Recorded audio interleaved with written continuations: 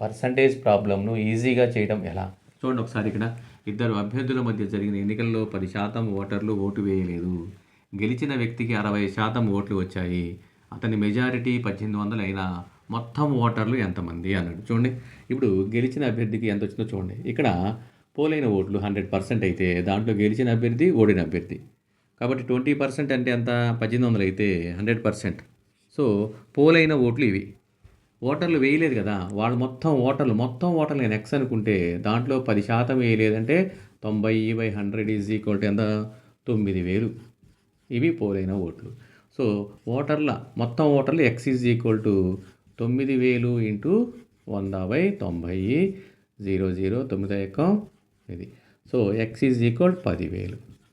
So మొత్తం ఓటర్ల సంఖ్య ఈజ్ ఈక్వల్ 10,000. పర్సంటేజ్ శాతాలు ప్రాబ్లంను ఈజీగా చేయడం ఎలా? చూడండి ఒకసారి ఇద్దరు వ్యక్తుల మధ్య జరిగినటువంటి ఎన్నికల్లో మొత్తం 75,000 ఓట్లలో 20% చెల్లనివి, ఒక వ్యక్తి చెల్లిన ఓట్లలో 55% ఓట్లు పొందగా రెండవ వ్యక్తి ఎన్ని ఓట్లు పొందెను? చూడండి చెల్లనివి 20%, చెల్లినవి 80%. సో 75,000లో 80% అంటే 60,000 ఓట్లు. చెల్లిన ఓట్లలో 100% అయితే దాంట్లో ఒక అతనికేమో 55, ఒక అతనికి 45.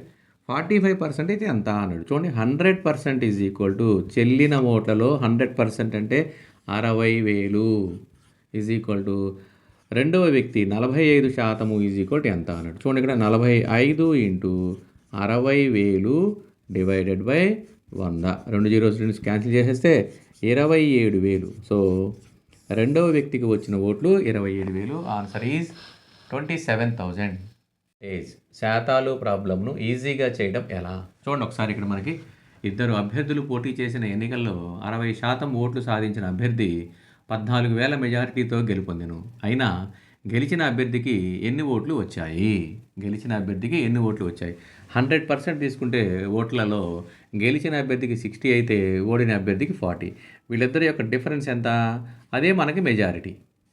ఈ 20నే మనకి majority. Okay, 20% majority is equal to ఎంత?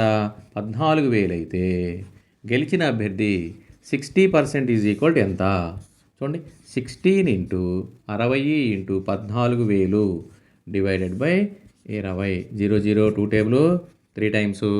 మొత్తము ఆన్సర్ 42,000 ఓట్లు. ఎవరికి? గెలిచిన అభ్యర్థికి వచ్చిన ఓట్లు 42,000. శాతాలు ప్రాబ్లంను ఈజీగా చేయడం ఎలా? చూడండి ఒకసారి ఇక్కడ ఒక ఎన్నికలలో ఏ కామా బీలు పోటీ చేశారు. ఏకి మొత్తం ఓట్లలో 57% ఓట్లు పొంది 2,100 మెజారిటీతో గెలుపొందెను. అయినా మొత్తం ఓట్ల సంఖ్య ఎంత?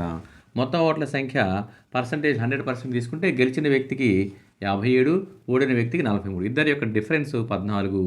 ఇదే మనకి మెజారిటీ. చూడండి 14% ఈజ్ ఈక్వల్ టు 2,100 అయితే 100% మొత్తం ఓట్లు అంటే 100% ఈజ్ ఈక్వల్ టు ఎంత? చూడండి 100 ఇంటూ 2,100 బై 14. 7 ఎక్కం 7 14, 7 3 21 0, 2 ఎక్కం 2 1 2, 2 5 10. సో 15,000 ఓట్లు. సో ఆన్సర్ ఈజ్ 15,000 ఓట్లు. ఓకేనా? మొత్తం ఓట్ల సంఖ్య 15,000 ఓట్లు. పర్సంటేజ్ శాతాలు ప్రాబ్లంను ఈజీగా చేయడం ఎలా? చూడండి ఒకసారి ఇక్కడ ఒక ఎన్నికలలో ఏ కామా బీలు పోటీ చేశారు. ఏకి మొత్తం ఓట్లలో 30% ఓట్లు పొంది 16,000 ఓట్లతో ఓడిపోయాను. మొత్తం ఓట్ల సంఖ్య ఎంత అన్నాడు. చూడండి మొత్తం ఓట్లు 100% తీసుకుంటే ఓడిన వ్యక్తికి 30%, గెలిచిన వ్యక్తికి 70%. చూడండి గెలిచిన వ్యక్తికి 40% ఓట్ల మెజారిటీతో గెలిచినట్టు. ఎంత అప్పుడు? 40% డిఫరెన్స్. 40% ఈజ్ ఈక్వల్ టు వాళ్ళ యొక్క డిఫరెన్స్ 16,000 ఓట్లు. మెజారిటీ కానీ వెనకబడి ఉన్నాడు, ఓడిపోయిన అతను. ఇతనైతే గెలిచాడు. సో 100% ఈజ్ ఈక్వల్ టు ఎంత? మొత్తము ఓట్లు అంటే 100%. చూడండి 100 ఇంటూ 16,000 డివైడెడ్ బై 40. 0 క్యాన్సిల్, 4 ఎక్కం 4 16 0. కాబట్టి 40,000 ఓట్లు. మొత్తం ఓట్లు ఈజ్ ఈక్వల్ టు 40,000 ఓట్లు.